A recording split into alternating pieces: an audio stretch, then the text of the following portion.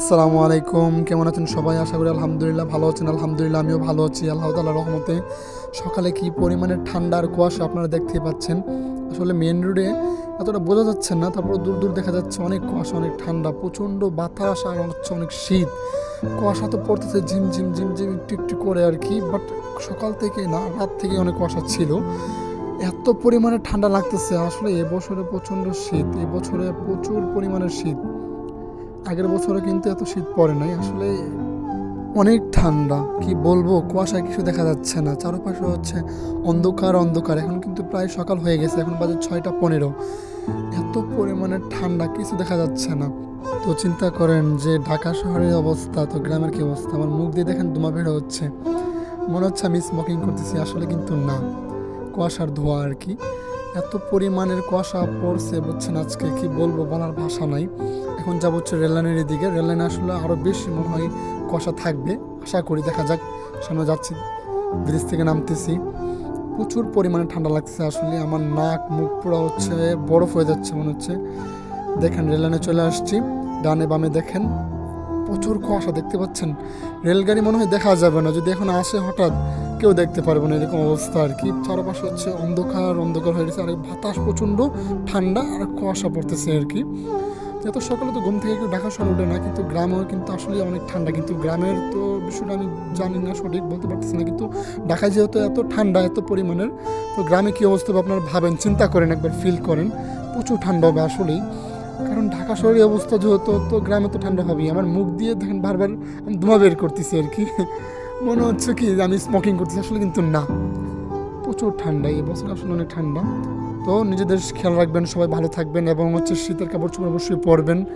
তো আশেপাশে যদি কোনো মানুষ থাকে গরিব, তাদেরকে সহযোগিতা করবেন, শীতের কাপড় না থাকলে শীতের কাপড় দিবেন।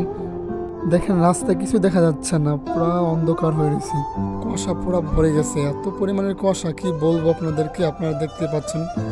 আমি একলা একলা হাঁটতেছি, মানুষ বেশি একটা নাই রাস্তায়, আসলে সকাল তো ফাঁকা থাকে, আর শীতের সময় তো এত সকালে কি ঘুম থেকে ওঠে না।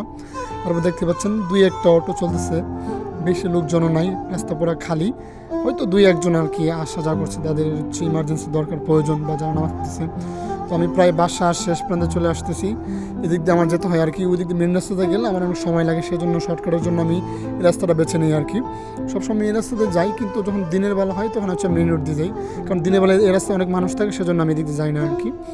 আমার বাসায় যেতে হয়তো বা আর বেশি সময় লাগবে না, প্রায় কাছাকাছি চলে আসছি, যেতে হয়তো বা আর 4-5 মিনিট লাগবে আর কি। আমি আপনাদের সাথে কিছু কথা শেয়ার করতে চাই, যদি আপনারা মানেন আলহামদুলিল্লাহ, না মানলেও আলহামদুলিল্লাহ, আপনাদের ইচ্ছা।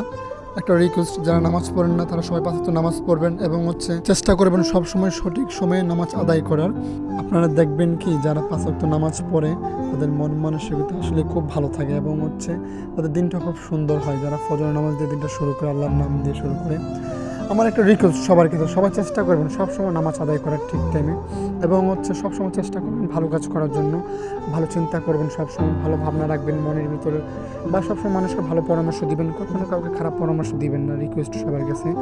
যদি পারেন কোনো মানুষের উপকার করবেন, না হলে হচ্ছে দূরে সরে যাবেন, কিন্তু কারো ক্ষতি করার কখনো চিন্তা করবেন না, একটা রিকোয়েস্ট সবার কাছে। আশা করি ইনশাল্লাহ সবাই নিজের ভালোটা সবাই বুঝে, ইনশাল্লাহ আপনি যদি কারো উপকার করেন ইনশাল্লাহ আপনি এটার ফিডব্যাক পাবেন ইনশাল্লাহ। চেষ্টা করুন সবসময় মানুষ উপকার করার জন্য।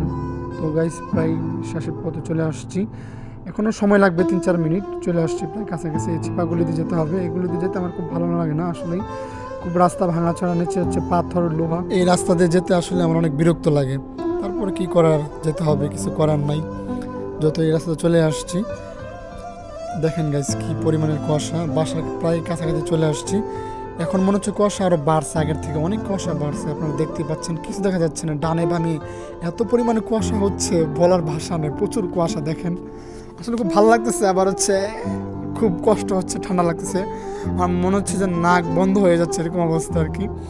দেখেন জুম করতেছি, দেখেন কি পরিমাণে ঠান্ডা। প্রায় বাসার কাছাকাছি চলে আসছি। তো আপনারা সবাই ভালো থাকবেন, নিজের খেয়াল রাখবেন, সবাই ঠিকভাবে চলাফেরা করবেন, মানুষের উপকার করার চেষ্টা করবেন, সৎ পথে চলবেন, কখনো কাউকে খারাপ পরামর্শ দিবেন না, বাবা মার সাথে সবসময় ভালো ব্যবহার করবেন, কখনো বাবা মার সাথে রাগ করে কথা বলবেন না, খারাপ ব্যবহার করবেন না, সবসময় চেষ্টা করবেন নম্র ভদ্রভাবে কথা বলো। ঠিক আছে প্রিয় বন্ধুরা, ভালো থাকবেন, সুস্থ থাকবেন, নিজেদের খেয়াল রাখবেন। আল্লাহ হাফেজ, আসসালামু আলাইকুম।